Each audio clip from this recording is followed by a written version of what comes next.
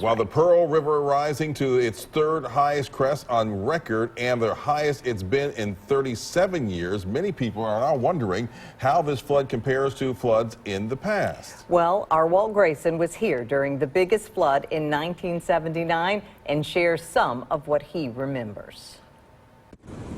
The water rushing onto the Woodrow Wilson Bridge on Old Brandon Road just off South Jefferson Street in downtown Jackson shows us a Pearl River unlike what we usually see.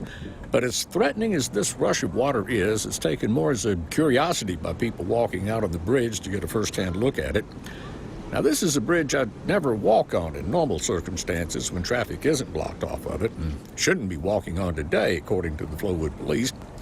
But I can understand wanting to get a mental souvenir of the 2020 flood.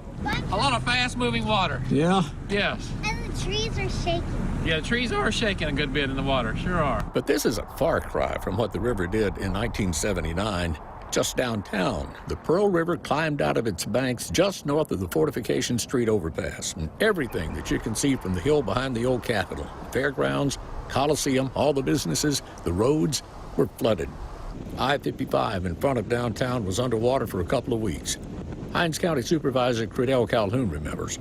The Coliseum and the substation on Jefferson Street is where I was working, sandbagging in '79, trying to save the substation so that downtown Jackson wouldn't go dark. And y'all saved it.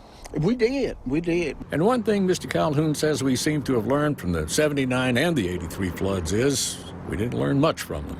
For some reason, we have not been able to do anything in 40 years to solve the problem flooding in the city of Jackson. And hopefully, with this flood, we can get some movement. Now, thank goodness we're not looking at a flood of 1979 or even a flood of 1983 for that matter. But if you get water in your house, you get water in your house. It really doesn't matter what year it is. I'm Walt Grayson, 12 News.